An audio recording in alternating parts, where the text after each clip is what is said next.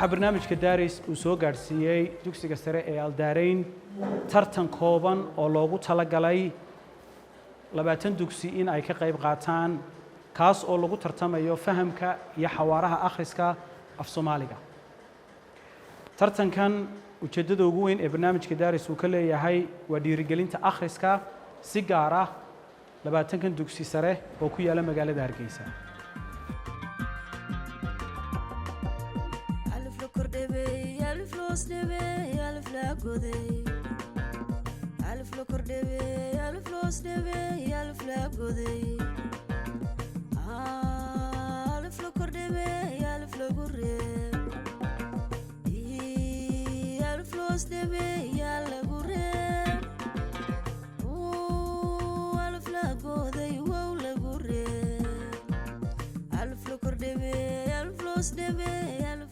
kaalinta koobaad waxaa ku soo baxay dugsiga dhexdiisa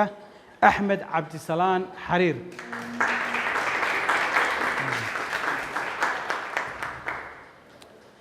kaalinta labaad waxaa ku soo baxday Sagal Cabdijaliil Daahir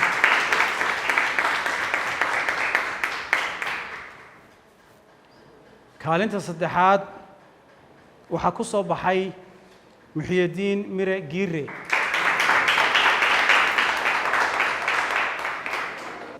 ومناسبة أذن أكسن أرديد أن كسر قبل شيء برنامج ما أنت دارس أفكي هو يلقو ترتميه سكول كانوا كقريب جليه سواء كم من اللباتين سكول كلا عادي أدمنوا فرحسن هاي أرديد أن كقريب كشيء يكون جوليستي وبواديننا وأنا هاد نغينا إلهي البركة وحنا يقولنا بواديننا عاديات برنامج دارس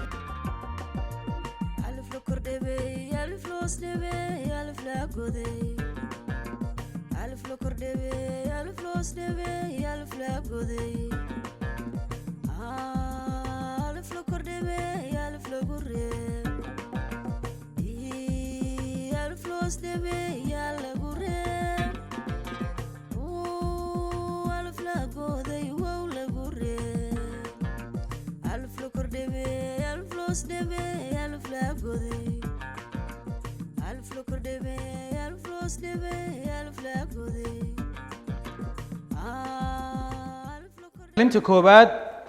waxaa gashay Shukri Aadan Xasan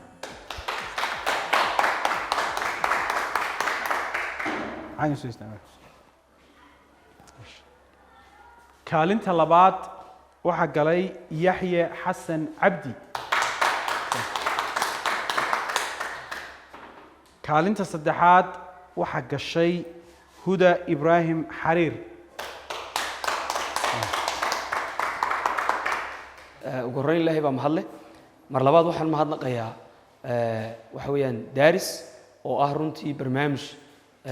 loogu talagalay in lagu kobciyo afkeena hooyo mas'uuliyiinta iyo cid kasta oo runtii soo abaabushay hawsha waxaan leeyahay Ilaahay miisaanka xasanaadka ay ku daro faa'iidooyin fara badan baa runtii barnaamijka ku jira waxyaabaha dalkeena ka maqan runtii uu barnaamijkaasi ka fargaraynaya waxa kamid ah inuu kor u qaado akhriska iyo waxa weeyaan qoraalka luqadda waxa weeyaan af Soomaaliga oo runtii ah afkeena hooyo isla markaana ah luqad aynu waxa weeyaan baahi weyn u qabno inaynu kobcino markastana aynu kor u qaadno bariyahan dambena waxa soo badanayay oo runtii dalka ku badnaa in faraha laga qaaday luqadii aynu u dhalanay oo waxa weeyaan luqado kale laga doorbiday marka runtii cid kasta oo barnaamijka soo magaranaysa qaban qaabisay iyo cid kasta oo maalgelisay waxaan leeyahay dadaalka halka ka wada